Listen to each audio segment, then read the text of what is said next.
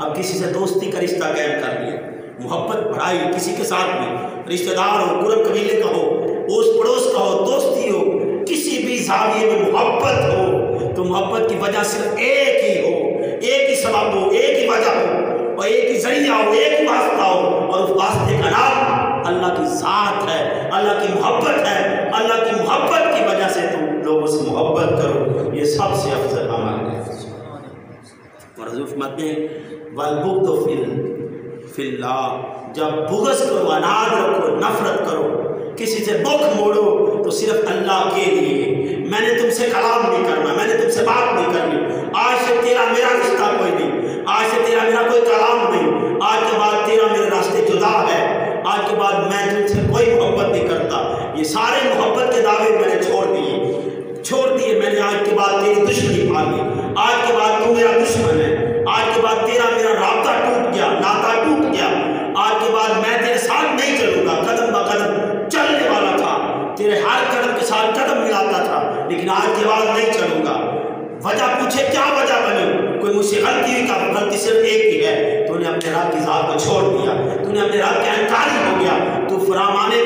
خدا کا انکاری ہو گیا، تو نے اپنے رب کی باتوں کو بھلا دیا، میں نے تجھے بھلا دیا، میں نے تیری محبت کو دل سے نکال دیا، میری محبت کا میں وہ مرکز صرف اللہ کی ذات تھی، آج کے بعد تیرے میرے سے جدا ہو گئے۔ تو دوستانی گرامی قدر، یہ سب سے بڑا عمل ہے، دشمنی بھی اللہ کے لیے اور دوستی بھی اللہ کے لیے۔ ایک حدیث کے الفاظ سے سید عالم صلی اللہ علیہ وسلم ارشاد فرماتے ہیں کہ قاتل بھی جہنمی ہے اور مقتول بھی جہنمی۔ بڑی حیرانگی کی بات ہے کہ قاتل، اب قتل کرنے والا تو جہنمی ہے اور قتل ہونے والا بھی جہنمی، حضرت فرماتے ہیں دونوں جہنمی ہیں۔ اس کی وجہ کیا ہے؟ حضور سید عالم صلی اللہ علیہ وسلم ارشاد فرماتے ہیں کہ جب دو آپس میں لڑ رہے ہو کہ دنیا ان کا مقصد ہو، یعنی دنیا کی خاطر، وہ چتراٹ کی خاطر، وہ اس دنیا کی عزت کے لیے، دنیا کی واہ کے لیے، اپنی دنیا کی دنیاوی خیرت کے لیے، دنیاوی انا کے لیے، ایگو کے لیے وہ لڑ رہا ہے، اللہ کے لیے نہیں لڑ رہا۔ وہ آپس میں لڑتے ہیں تو ان کا مقصد ایک ہی ہوتا ہے کہ میری ایگو برباد نہ ہو جائے، میری انا بچ جائے، اور میری عظمت جو ظاہری دنیاوی عظمت ہے وہ کہیں پامال نہ ہو جائے، اور میرا وقار جو بلند ہوا لوگوں کی نظروں میں وہ بلند ہی رہے۔ نہیں صاحب، جو لڑ رہے ہیں آپس میں، حضور فرماتے ہیں قتل کرنے والے کا بھی ارادہ تھا کہ اسے قتل کروں، قتل ہونے والے کا بھی ارادہ تھا میں اسے قتل کروں۔ اب ایک نے باری لے گیا، ایک باری لے گیا، اب اس کا مقصد بھی دنیا تھا، اس کا مقصد بھی دنیا تھا، اب وہ بھی لڑا دنیا کے لیے، وہ بھی لڑا دنیا کے لیے، نہ اس کا مقصد اللہ تھا، نہ اس کا مقصد اللہ تھا۔ اب لڑائی تو آپس میں کی تو دوستان گرامی قدر، دونوں کا مقصد اللہ نہیں تھا۔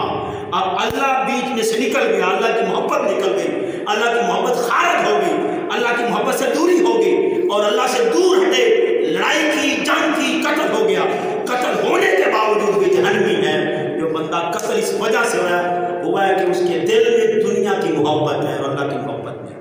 وہ لڑا اللہ کی محبت کے لیے نہیں، دنیا کے لیے، دنیا کی واہ کے لیے، دنیا کے رکھ رکھاؤ کے لیے، اور دنیا کی محبت میں اس نے لڑائی کی اور دنیا میں غرق رہا اور دنیا کی خاطر لڑتا رہا، اور لڑتے لڑتے اگر قتل بھی ہو جائے تو وہ جہنمی ہے۔ آؤ عزیزان محتشم، افضل اعمال یہ ہے کہ تم اللہ کے لیے محبت کرو اور اللہ ہی کے لیے دشمنی رکھو۔ آج ہم زمانہ کا جائزہ لیں، آج اپنے ارد گرد کے ماحول کو دیکھیں صاحب، لوگ ایک دوسرے اپنی انا کے لیے ایک دوسرے سے لڑ رہے ہیں، بھائی بھائی کا قتل کر رہے ہیں، بھائی بھائی کا قتل کر رہے ہیں، رشتہ دار کو قتل کر رہے ہیں، ایک دوسرے کو اس حد تک پہنچ گئے کہ وہ زد و کوب کرتے رہتے ہیں، ہر وقت ڈراتے رہتے ہیں، دھمکاتے رہتے ہیں، میرا روح پار قرار رہے، لوگ مجھ سے ڈرتے رہے، لوگوں کو ڈراتے دھمکاتے رہتے ہیں۔ ان کا مقصد صرف ایک ہی ہوتا ہے کہ دنیا بہترین ہو جائے اور دنیا میں میرا ایک دھاک بیٹھ جائے اور میری واہ واہ ہو جائے، اور لوگ کہیں بڑا دلیر ہے اور بڑا شیر ہے، اور صاحب جس کا مقصد دنیا رہ جائے، اللہ اس سے محبت نہیں کرتا اور نہ یہ افضل اعمال میں سے ہے۔